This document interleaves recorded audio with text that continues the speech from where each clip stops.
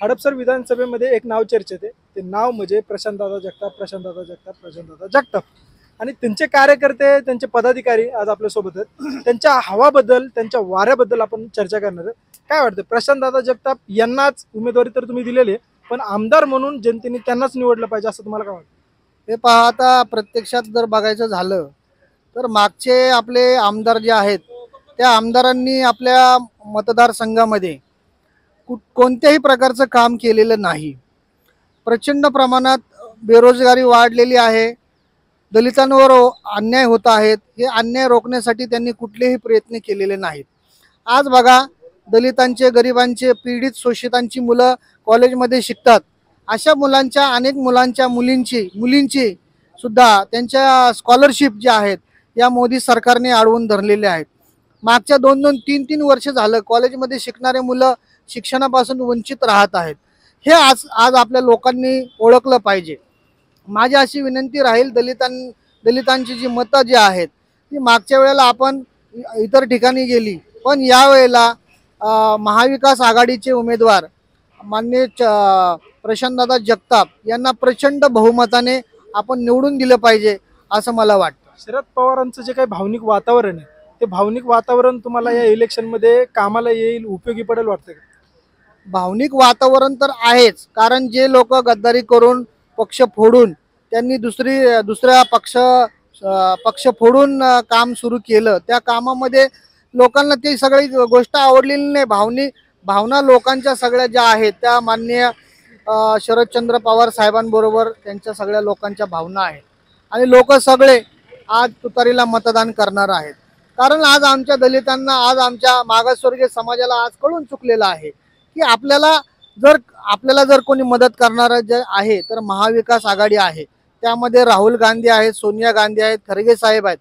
आपल्या पुणे शहरामध्ये काँग्रेसचं काम करणारे जे आमचे प्रतिनिधी आहेत, आमचे सगळे लोक आहेत, ते अरविंद शिंदे शहराचे अध्यक्ष, माजी मंत्री बाळासाहेब शिवरकर आहेत, महाराष्ट्र प्रदेशचे अध्यक्ष नानाभाऊ पटोले आहेत.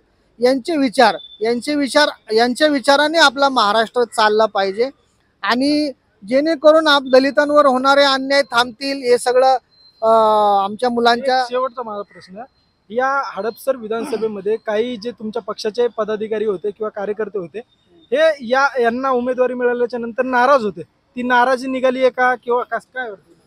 आता आमच्यामध्ये कोणतीही नाराजी नाही. आम्ही एका दिलाने, एका सोबतीने आम्ही या सगळ्या महाविकास आघाडीचं पूर्णपणे ताकदीने काम करत आहोत.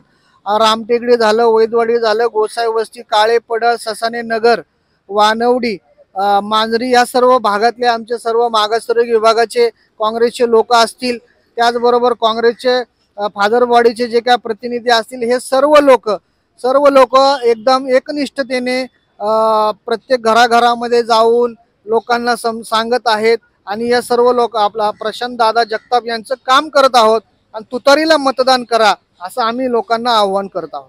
जर ते आमदार म्हणून जर निवडून आले तर त्यांचं पहिलं काम काय असायला पाहिजे, तुमची काय अपेक्षा? आम्ही सांगितलेलं आहे, पहिलं काम जे आहे दलितांसाठी आमच्याकडे हडपसरमध्ये गोरगरिबांसाठी, दलितांच्या मुलांच्यासाठी शिक्षणासाठी या ठिकाणी हॉस्टेल नाहीये, ते हॉस्टेल त्यांनी बांधावा असं आमची अपेक्षा आहे. आणि आमच्या गरिबांच्या मुलांना रोजगाराची संधी या ठिकाणी एवढ्या मोठ्या इंडस्ट्रियल एरिया आहे, हडपसर इंडस्ट्रियल एरिया आहे, रामटेकडी इंडस्ट्रियल एरिया आहे, त्याचबरोबर इकडं सातोवाडीकडे इंडस्ट्रियल एरिया आहे. हे सगळं काँग्रेसने प्रस्थापित केलेले इंडस्ट्रियल एरिया आहेत. पण याच्यामध्ये रोजगार नेमका कोणाला दिला जातो हे आजपर्यंत काही कळलेलं नाही. हे रोजगार आम्हाला या ठिकाणी प्रशांतदादा जगताप उपलब्ध करून देतील. सर्व गरिबांना शिक्षणाची सोय करून देतील.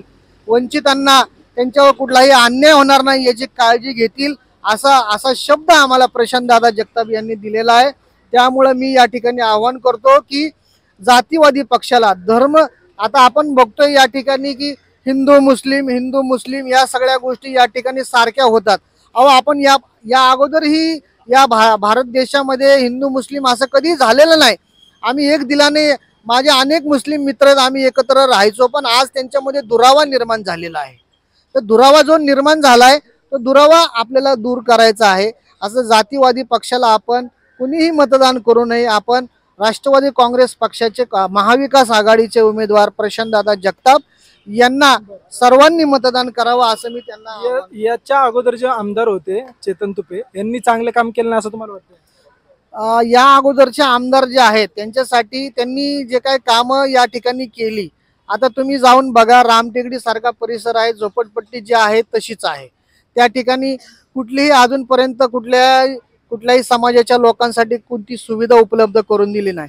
रस्त्याची अवस्था बघितली, स्ट्रीट लाईटची अवस्था बघितली, पाणी आमच्या रामटेकडीच्या माथ्यावर डोंगरावरती पाण्याच्या टाक्या आहेत, पण रामटेकडीला त्यातनं पुरेसं पाणी मिळत नाही. इतर भागाला पाणी जातं.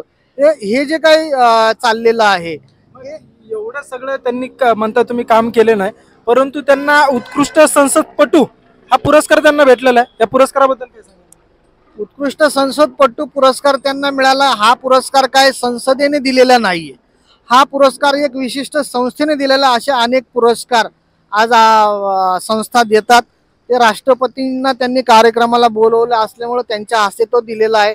त्याच्याबद्दल त्यांनी किती का पुरस्कार दिला किंवा त्यांना काय कामाबद्दल कुठल्या कामाबद्दल दिला, ती ज्या संस्थेने दिला पुरस्कार त्याचं उत्तर ती संस्था देऊ शकेल. मी काय देऊ शकेल? तुमचा गुलाल फिक्स तुम्हाला वाटतं?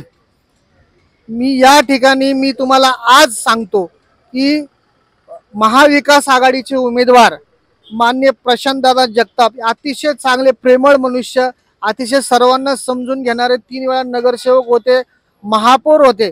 त्यांच्या काळामध्ये त्यांनी केलेली कामं, अतिशय चांगल्या स्वभावाची व्यक्ती आज हडपसरला तरुण व्यक्तिमत्व आज हडपसरला आपल्याला या ठिकाणी आमदार म्हणून लाभणार आहे. तुम्ही बघा 23 तारखेला महाराष्ट्रामध्ये महाविकास आघाडीची सत्ता येईल. जवळजवळ 180 सीट महाविकास आघाडी जिंकणार आहे आणि त्यातलं हे हडपसरचं सीट हायेस्ट आम्ही जास्तीत जास्त मताधिक्याने या ठिकाणी जिंकू असा आम्हाला विश्वास आहे. नक्कीच.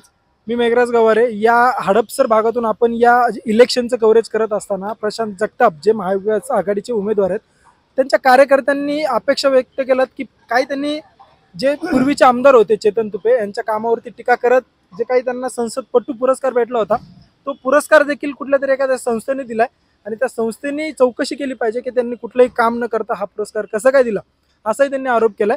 आणि या भागातून प्रशांत जगताप हे पूर्ण आणि बहुमताने निवडून येतील अशी देखील त्यांनी अपेक्षा व्यक्त केली. मी मेघराज गावरे, तुम्ही बघता क्रांती न्यूज. धन्यवाद.